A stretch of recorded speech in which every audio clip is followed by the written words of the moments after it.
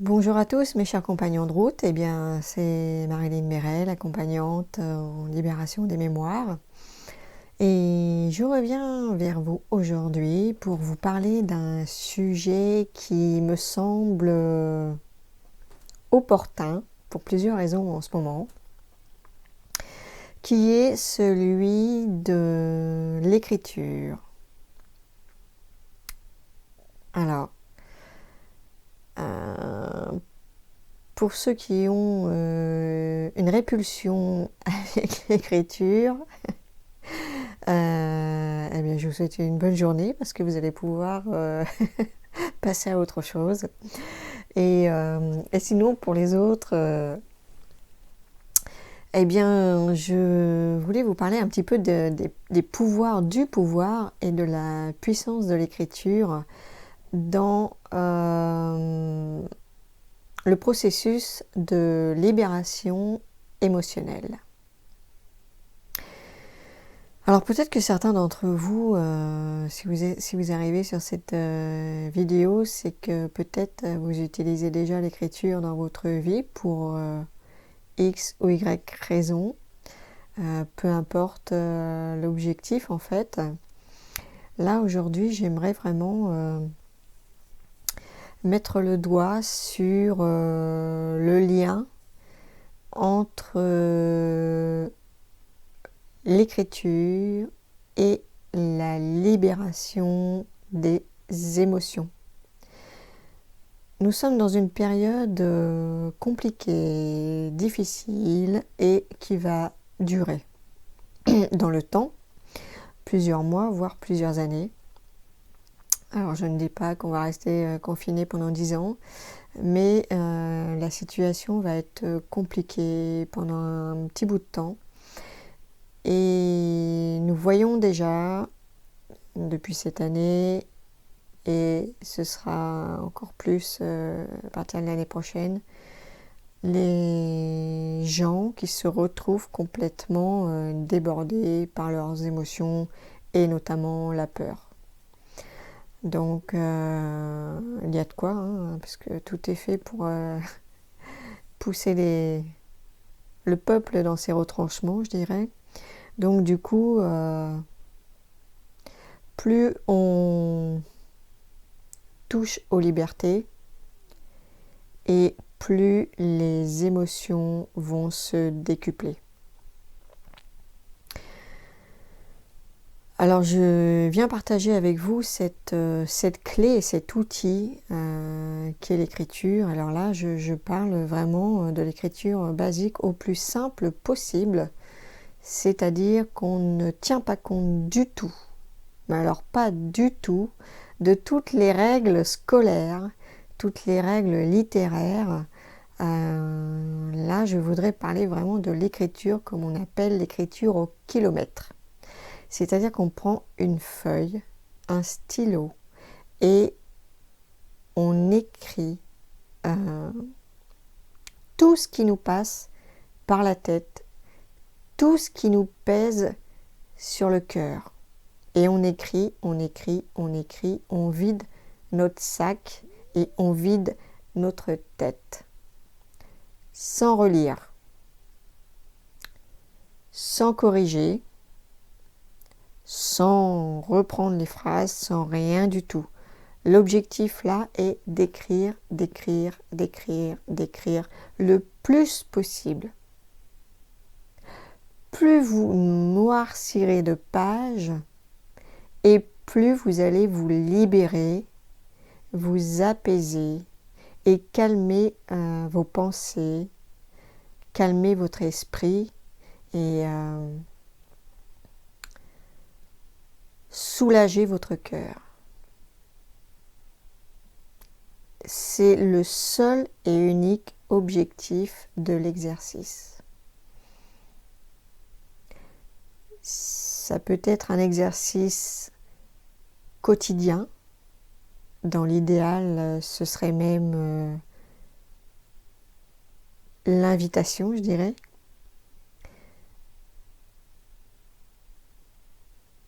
Pour ce qui est de la libération émotionnelle,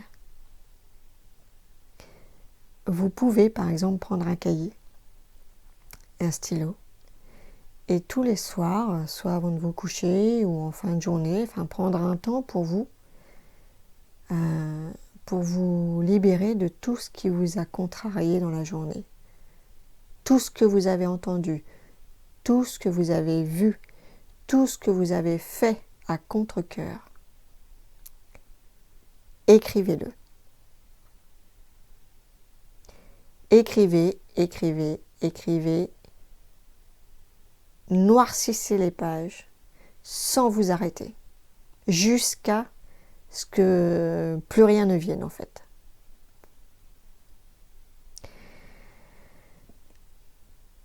Si vous prenez l'habitude de faire ça quotidiennement, vous allez vous rendre compte du bienfait de l'écriture, du bienfait de savoir poser les mots M-A-U-X en mots M-O-T.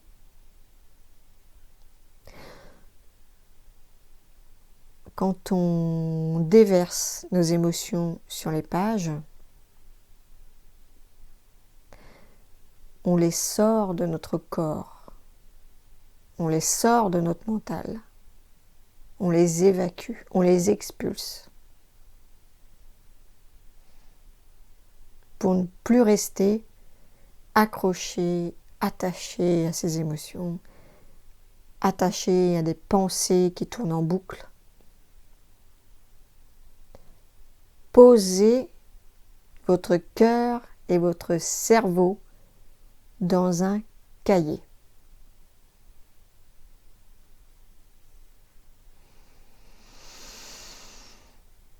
Le but, c'est de vous apaiser, de retrouver la paix, de retrouver votre ancrage,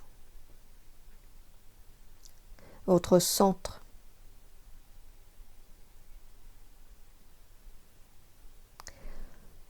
Pour devenir le plus imperturbable possible pendant la tempête.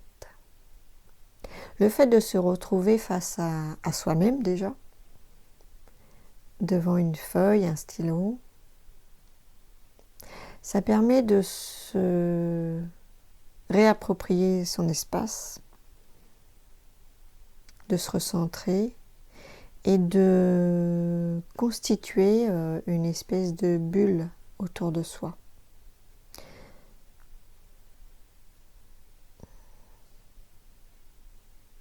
Au fur et à mesure que l'on écrit,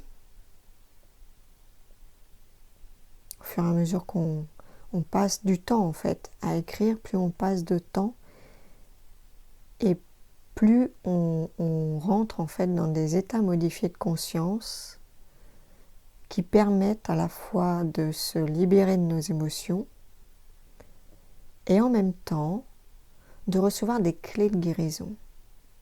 Parce qu'au bout d'un moment, vous allez avoir des idées, des éclaircissements, vous allez pouvoir prendre du recul tout en écrivant en fait. Ça se fait instantanément et simultanément.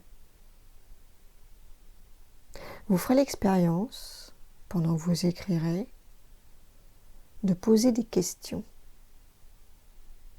Voilà, sur des questions, des demandes de conseils, des demandes d'aide, des demandes de guidance. Posez les questions sur papier pendant que vous écrivez, pendant que vous êtes dans le flux, dans le flot des émotions, des pensées qui se déversent. Posez les questions, écrivez-les. Et vous verrez que peut-être, avant de terminer vos pages, vous aurez des réponses.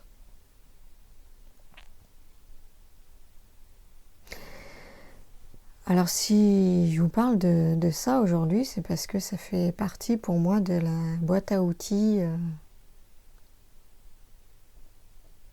des instruments de libération. En fait, c'est un outil que je connais depuis l'âge de 15 ans et qui, moi, m'a permis en rencontrant justement l'écriture, m'a permis de me sortir d'un désir de suicide à 15 ans. je me suis réveillée subitement dans un monde qui me semblait aller à l'envers déjà, hein, à cette époque-là, dans les années 85, 86. J'avais la sensation que le mot amour ne faisait pas partie de ce monde, et tellement il me paraissait d'une violence extrême en fait. Je pense que ma première nuit de l'âme, je l'ai vécue à cet âge-là, et ce qui se passe aujourd'hui en fait me ramène un peu à cette période-là, notamment à travers cette liberté d'expression qui est bafouée aujourd'hui en France, même si on a l'impression, hein, c'est une illusion, hein, que notre président, notre gouvernement semble vouloir défendre en faisant tout un scénario par rapport aux événements qui se sont passés. Concernant le professeur qui a été décapité, et si j'en parle aujourd'hui, eh bien, c'est pas un hasard, hein, bien sûr. Les gens qui sont amenés à transmettre certaines choses par écrit et à défendre certaines libertés, notamment la liberté d'expression, puisque l'écriture, c'est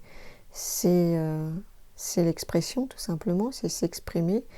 Le masque est aujourd'hui un fort symbole de bâillonnage et d'empêchement de s'exprimer.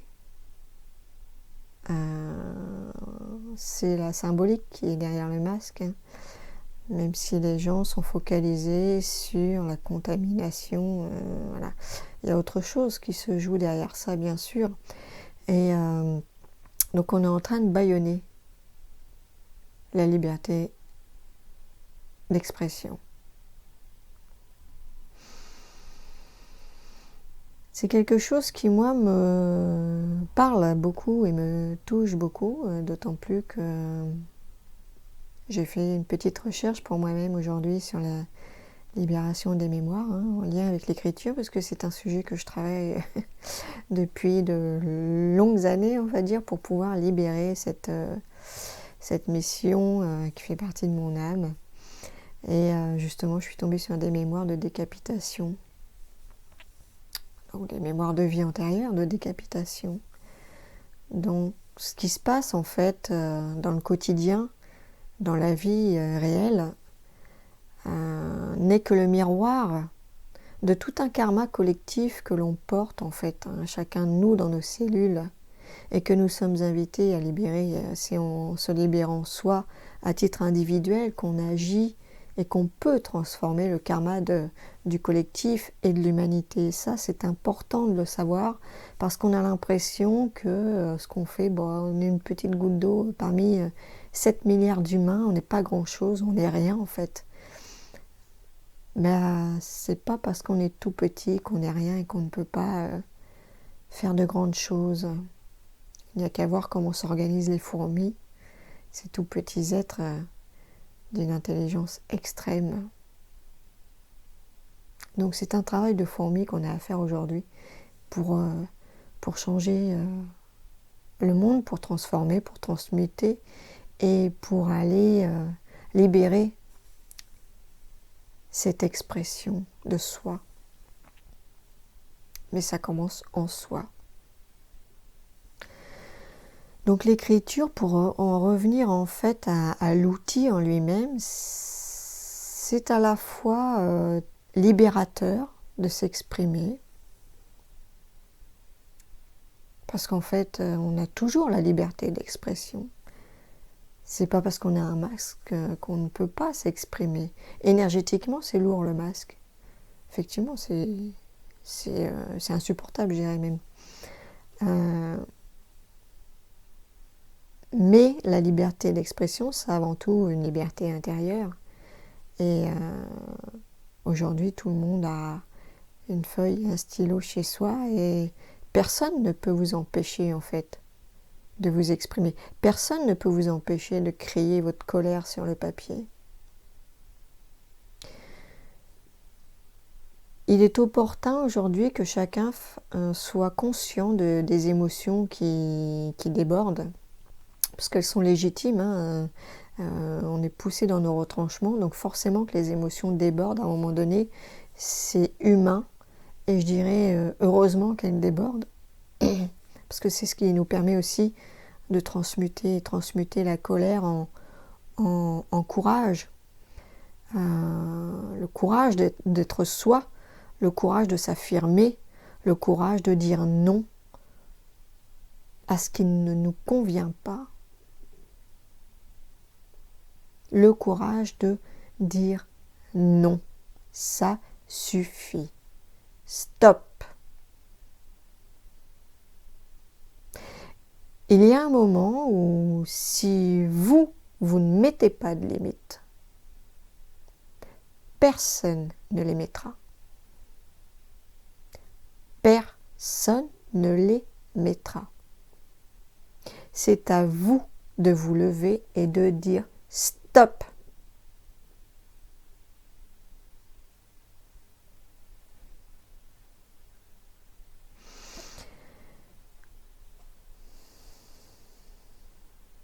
Alors en attendant de pouvoir dire stop, vos émotions vont exploser pour beaucoup d'entre vous.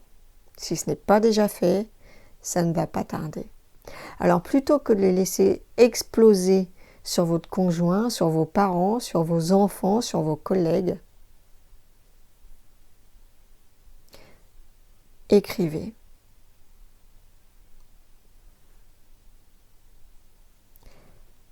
Peu importe que vous fassiez, que ce soit bourré de fautes, qu'il y ait 15 fautes par mot, on s'en fiche.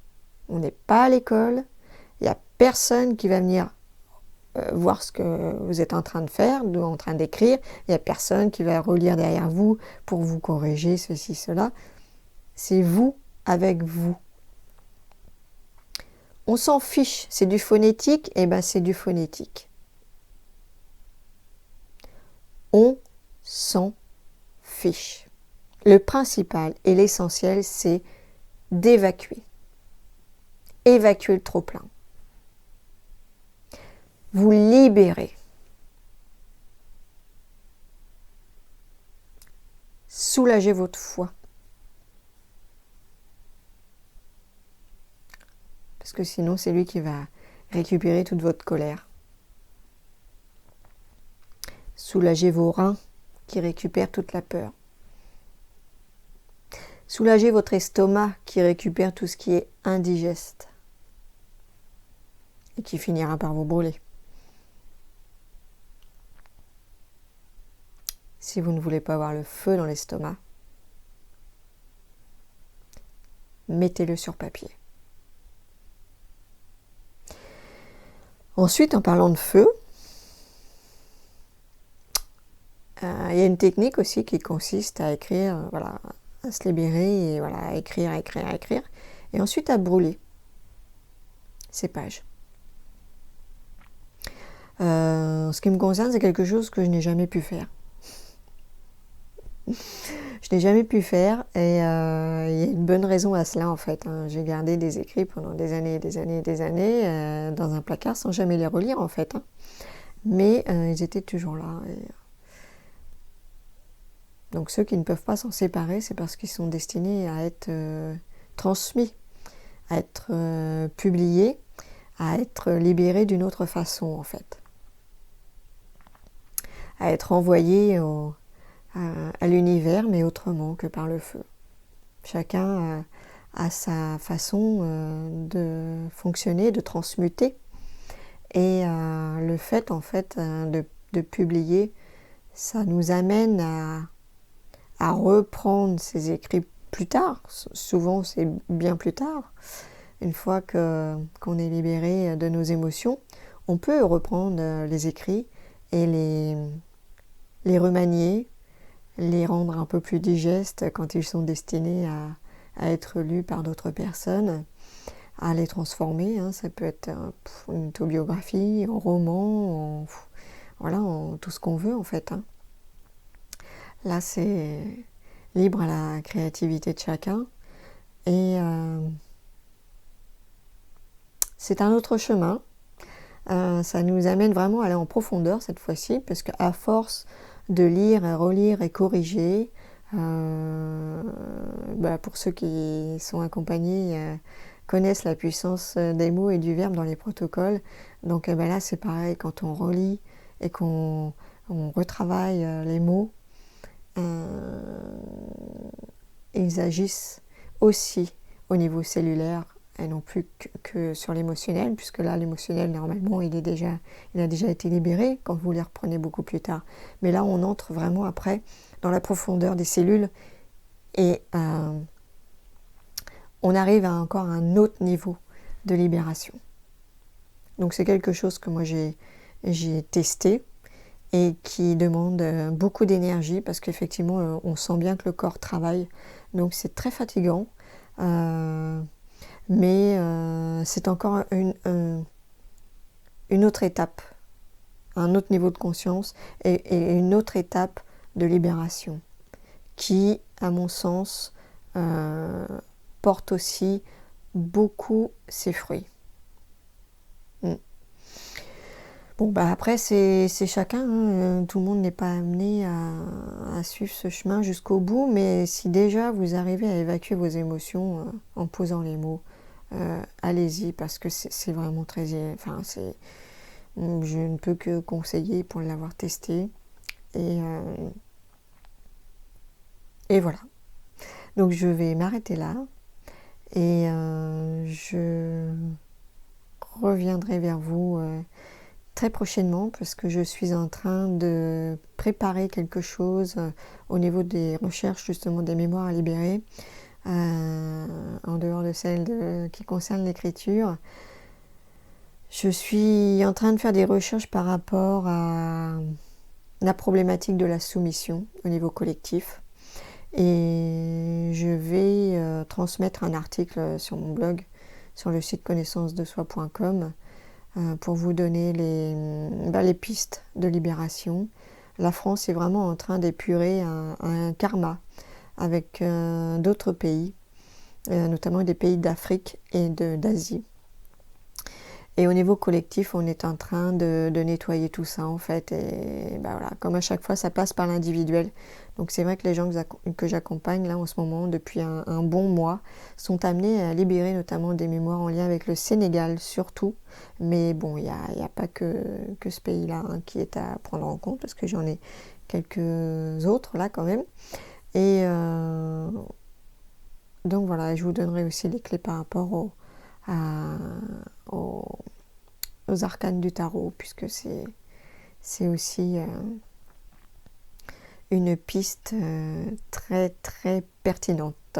Voilà, et bien en attendant, je vous dis à bientôt, et je vous souhaite une belle journée ou une belle soirée. Prenez bien soin de vous, et à bientôt. Ciao ciao.